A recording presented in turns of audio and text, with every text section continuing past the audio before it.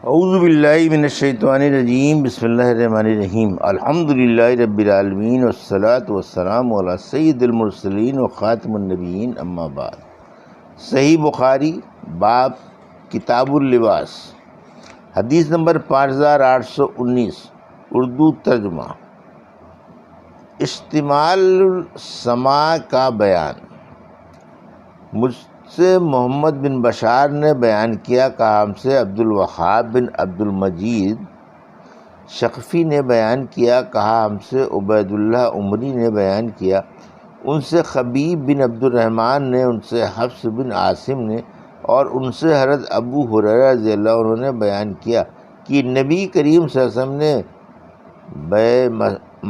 بے ملاسمہ اور منابضہ سے منع فرمایا، اور 2 وقت نمازوں سے بھی آپ نے منع فرمایا، نماز فجر کے بعد سورج بلند ہونے تک اور عصر کے بعد سورج غروب ہونے تک، اور اس سے منع فرمایا کہ کوئی شخص صرف ایک کپڑا جسم پر لپیٹ کر اور گھٹنے اوپر اٹھا کر اس طرح بیٹھ جائے کہ اس کی شرمگاہ پر آسمان و زمین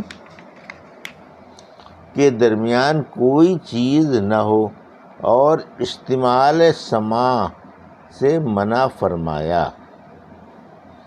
حدیث نمبر 5820، اردو ترجمہ۔ ہم سے یحییٰ بن بکیر نے بیان کیا، کہا ہم سے لیث نے بیان کیا، ان سے یونس نے، ان سے ابن شہاب نے بیان کیا، انہیں عامر بن سعد نے خبر دی، اور ان سے حضرت ابو سعید خدری رضی اللہ عنہ نے بیان کیا کہ رسول اللہ صلی اللہ علیہ وسلم نے 2 طرح کے پہناوے اور 2 طرح کی خرید و فروخت سے منع فرمایا۔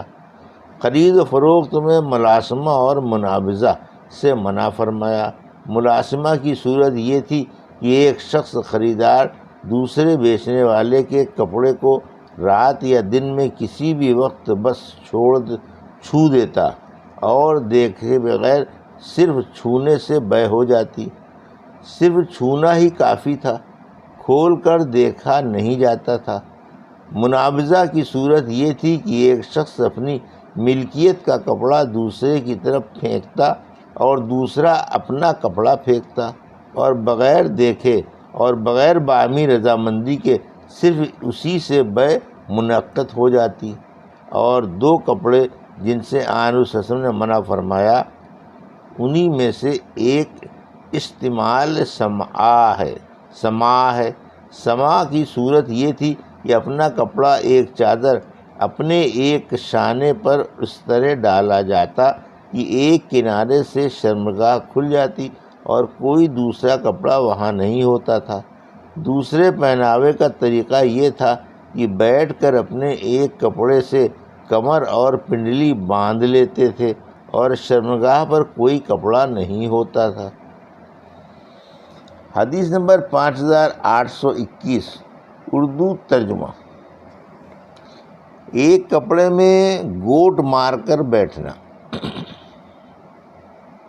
ہم سے اسماعیل نے بیان کیا، انہوں نے کہا کہ مجھ سے امام مالک نے بیان کیا، ان سے ابو زناد نے بیان کیا، ان سے اعرج نے، اور ان سے حضرت ابو ہریرہ رضی اللہ عنہ نے بیان کیا کہ نبی کریم صلی اللہ علیہ وسلم نے 2 طرح سے کے پہناوے سے منع فرمایا، یہ کہ کوئی شخص ایک ہی کپڑے سے اپنی کمر اور پنڈلی کو ملا کر باندھ لے اور شرمگاہ پر کوئی دوسرا کپڑا نہ ہو، اور یہ کہ کوئی شخص ایک کپڑے کو اس طرح جسم پر لپیٹے کہ ایک طرف کپڑے کا کوئی حصہ نہ ہو، اور آپ نے ملاسمہ اور منابضہ سے منع فرمایا۔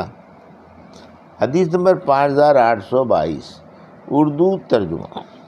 مجھ سے محمد نے بیان کیا، انہوں نے کہا ہم کو مخلد نے خبر دی، انہوں نے کہا ہم کو ابن جریج نے خبر دی، انہوں نے کہا کہ مجھے ابن شہاب نے خبر دی، انہوں نے کہا ہمیں عبید اللہ بن عبداللہ نے، اور انہیں حضرت ابو سعید خدری رضی اللہ عنہ نے کہ نبی کریم صلی اللہ علیہ وسلم نے اشتمال سماع سے منع فرمایا، اور اس سے بھی کہ کوئی شخص ایک کپڑے سے پنڈلی اور کمر کو ملا لے اور شرمگاہ پر کوئی دوسرا کپڑا نہ ہو۔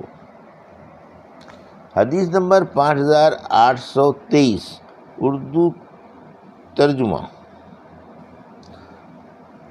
کالی کملی کا بیان۔ ہم سے ابو نعیم نے بیان کیا، کہا ہم سے اسحاق بن سعید نے بیان کیا، ان سے ان کے والد نے، ان سے سعید بن فلاح یعنی عمرو بن سعید بن عاص نے، اور ان سے خالد بنت خالد رضی اللہ عنہ نے کی۔ نبی کریم صلی اللہ علیہ وسلم کی خدمت میں کچھ کپڑے لائے گئے جس میں ایک چھوٹی کالی کملی بھی تھی۔ حضور اکرم صلی اللہ علیہ وسلم نے فرمایا تمہارا کیا خیال ہے، یہ چادر کسے دی جائے؟ صحابہ کرام رضی اللہ عنہ خاموش رہے۔ پھر آنس صلی اللہ علیہ وسلم نے فرمایا خالد کو میرے پاس بلا لاؤ۔ انہیں گود میں اٹھا کر لایا گیا کیونکہ بچی تھی، اور آنس صلی اللہ علیہ وسلم نے وہ چادر اپنے ہاتھ میں لی اور انہیں پہنایا اور دعا دی کہ جیتی رہو۔ اس چادر میں ہرے اور زرد نقش و نگار تھے۔ آنس صلی اللہ علیہ وسلم نے فرمایا کہ خالد یہ نقش و نگار ثنا ہیں۔ ثنا حبشی زبان میں خوب اچھے کے معنی میں آتا ہے۔ حدیث نمبر 5824 اردو ترجمہ مجھ سے محمد بن مسنہ نے بیان کیا، کہا کہ مجھ سے ابن ابی عدی نے بیان کیا، ان سے ابن اون نے، ان سے محمد نے، اور ان سے حضرت انس رضی اللہ عنہ نے بیان کیا کہ جب حضرت سلیم رضی اللہ عنہ کے یہاں بچہ پیدا ہوا تو انہوں نے مجھ سے کہا کہ انس اس بچے کو دیکھتے رہو، کوئی چیز اس کے پیٹ میں نہ جائے، اور جا کر نبی کریم صلی اللہ علیہ وسلم کو اپنے ساتھ لاؤ تاکہ آنس صلی اللہ علیہ وسلم اپنا جھوٹا اس کے منہ میں ڈالیں۔ چنانچہ میں آنس صلی اللہ علیہ وسلم کی خدمت میں حاضر ہوا۔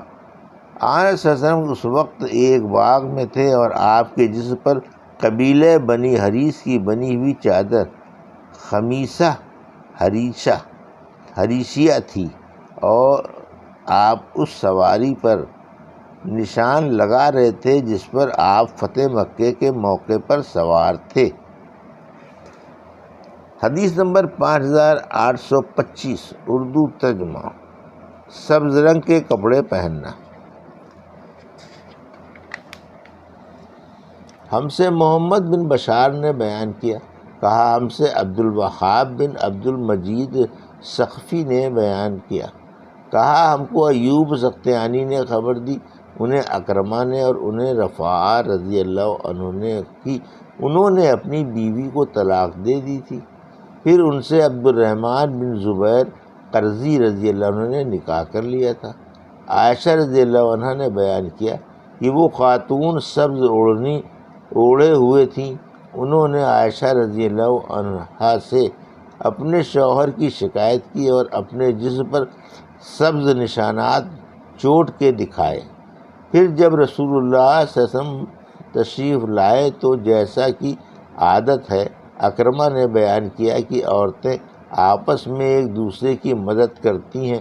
عائشہ رضی اللہ عنہا نے آن رسول اللہ صلی اللہ علیہ وسلم سے کہا کہ کسی ایمان والی عورت کا میں نے اس سے زیادہ برا حال نہیں دیکھا، ان کا جسم ان کے کپڑے سے بھی زیادہ برا ہو گیا ہے۔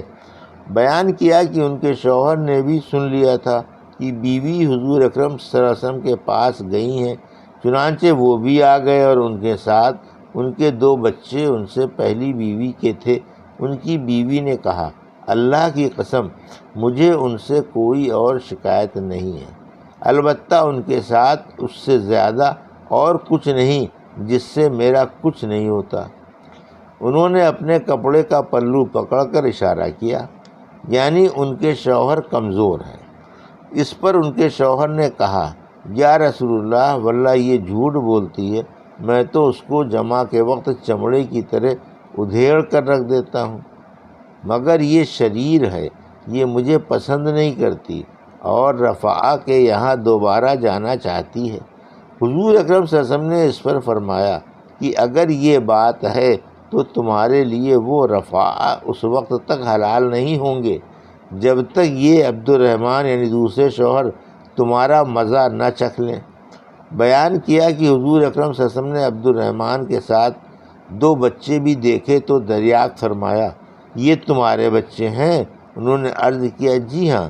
آن رسول صلی اللہ علیہ وسلم نے فرمایا، اچھا اس وجہ سے تم یہ باتیں سوچتی ہو، اللہ کی قسم یہ بچے ان سے اتنے ہی مشابہ ہیں جتنا کہ کوا کوے سے مشابہ ہوتا ہے۔ یہ تھی صحیح بخاری باب کتاب اللباس کی حدیث نمبر 5819 سے 5825 کا اردو ترجمہ جو ابھی آپ نے سماعت فرمایا۔ اللہ سے دعا ہے کہ اللہ ہمیں ان حدیثوں کی صحیح سمجھ عطا فرما اور ان پر عمل کرنے کی توفیق عطا فرما، آمین یا رب العالمین۔